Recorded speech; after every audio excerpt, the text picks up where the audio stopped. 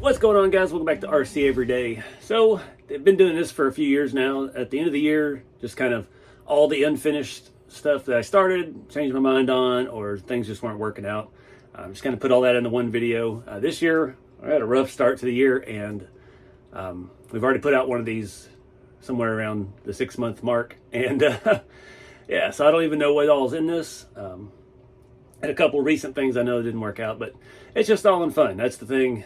Not everything is worth pursuing, and I, have some harebrained ideas in the middle of the night, and I start trying to put it together, and lose interest, or it's just not really what I wanted it to be. But that's what it's all about here. Just giving stuff a try, seeing what works and what doesn't, and what I'm really into. So hope everybody had a good 2025. Here's to 2026. May things be better, and yeah. Keep it scale. Let's take a look at all the, I'm gonna say bloopers, but just stuff I didn't follow through with throughout the year. So anyways, see y'all next year. What's going on, guys? Welcome back to RC Everyday. This is another episode of the construction vlog series. We're gonna start working on the single cab a little bit at the beginning of this one. Old friend Troy had reached out from other videos, talked about this JTS scale tank. When I dropped the truck trying to get the bearings onto off of the front axle, it was a little bit defective. The truck fell on the floor and it broke those tiny welds on the stainless steel tank that I got from Semi Joe's truck shop. Really nice looking piece. I didn't, I don't have anything but a MIG welder. I don't even have shielding gas. I don't have any brazing. I thought, I'll just JB weld the snot out of the bottom and call it good. He suggested that I can solder it. And you saw in one of the recent videos with the lowboy trailer, finally gotten a little more comfortable with soldering, and yeah, I've got a decent little soldering setup. So I'm going to pull this thing off of here. I've got my little Weehaw wrench here because I can't get a tool in there, and I didn't want to take the whole truck apart. I'm going to pull these 2 screws out, get this thing aligned right, and see if we can't get it to stick together pretty good. So just getting the straps and everything aligned, getting the fuel tank or the filler cap kind of where I think it needs to be.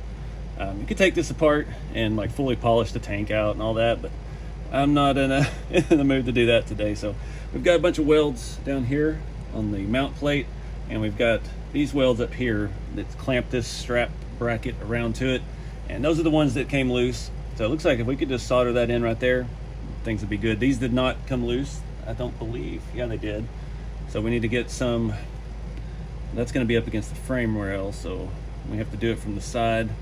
Try not to make a big globby mess because, we want it to look decent still, but I'm still using this old flux for the for my solder, my brazing gun. So yeah, at least this isn't wires. We don't have to try to hold things in line. It's pretty much staying where I need it.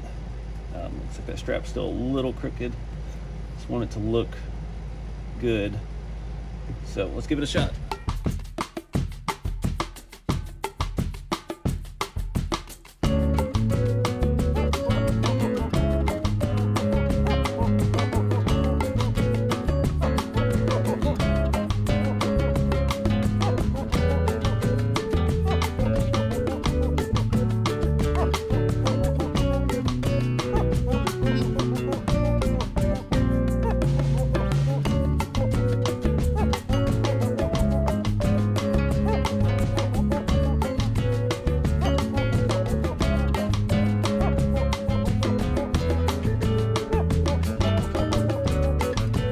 Well, it was a good try. It doesn't like that stainless. I got a little bit into this part, but I was able to just pop it right out, just touching it with a screwdriver. So that's some 10-year-old JB weld here. These tubes are done for. I couldn't get the lid off of the hardener and had to cut the corner off, but got enough to get it on, and it feels nice and tight. And I think everything will be good. Sad it got a little scratched up in the process of braking, but get this mounted back on the truck and move on to something else. It's been one of the handiest tools, Bauhaus multi-tool. These will fit into everything. Standard impact drill, mini Weehaw ratchet. This has been a lifesaver too, getting in tight little spots like this. I have the other one, the Helios batteries one. It's the same tool, just different colors and stuff. They have been my favorite thing doing all this. But hopefully I got that clean enough in the back where you can't really see it. Get this thing flipped over and see how it looks from the top. At least I don't have to worry about moving it around delicately. I still don't have a clear vision for this truck. I'd put the globe liner cab on it the other day just to set it out of the way, and it actually looked really cool as a single axle, but I don't have any other parts for a globe liner, and this already has the base plate and everything. So I think we may take a look at doing the transmission in this. I've got a little planetary unit I think will be a good fit for this. Yeah, that looks good. I was wondering if I should have moved it up a little bit. We may take this one a little further. I've already painted the fenders black. Might try to mask it off. I don't have any of the red. Need to go grab some more of that. I believe that was this one. Nope, that's Regal red. This one, Sunrise red. I'm gonna try to find some more of that. That means I have to go to Walmart. Dang it. I wish I'd have thought about that earlier when I was in town. But I've got a fair amount of parts for this. We've got the roof piece. I know I've got some of the stacks. May have some mirrors. I think I've got the intakes and stuff. So we can, headlights. We might could get it a little bit further. I'm probably missing a lot of things like our marker lights, the horns, and roof lights, things like that. I've still got to figure out too this back wall. It looks better this way, but the window is made to come in from this way, so I think we'll flip it around, but I don't know yet. What's going on, guys? Welcome back to RC Everyday. This is a side project of a side project. Got a secret competition type deal coming up, and starting to look at some accessories and things for that. I've been scouring the internet trying to find files. I've printed some little odds and ends so far, but the base structure is going to be scratch built. So we're kind of doing a diorama thing, but that's all I can say about it for right now. But I wanted a storage shed, and I, for the life of me, could not find very many print files for storage sheds, free, paid for, or otherwise. And I wanted something small, like ideally like a little Rubbermaid shed or something to put outside of this facility I'm building, and just couldn't find nothing. Found this shed here on Printables. It's for HO scale, it's a 1/87. So I've got it over here in studio. You can see that's an H2D plate. I've blown it up 800%. It's real easy to do. Just go up here to scale, 800 across the board, 253 millimeter by 199 by 188. Had to put everything on separate plates. I did manage to get the roof on a carbon, X1 carbon, and the floor on X1 carbon. It's very thick. I think this is like 18 hours, 15 hours. And the other one for the floor is 10. And then this one is, I don't even remember what it said. Long print. 22 hours on the H2D. So, takes a lot of work to make scale stuff, but I think this is going to work. I'm hoping the sizing is good. I've limited on space to what I can put around this structure I'm building, but I really wanted some kind of storage shed, and this will be a good exercise too to figure out how to paint and weather a building outside. I know I've got all these cool dioramas and stuff, but I've never built a full building on the outside. All my stuff is strictly inside for filming, all the walls like that. So it's going to be a new challenge, and I'm excited about it. I'm printing the body and the roof in ABS, the floor pan in PLA, just to save material cost. It's going to be outside, but not permanently outside, but I'll be outside for a few days. So yeah, I need to get it where it'll hold up. No idea of the colors or anything yet, but got the roof starting. Got to wait on this other two printers to go, and yeah, we'll pick back up here in a couple of days and see what we get out of the printers. Then we start looking at putting it together and weathering and painting.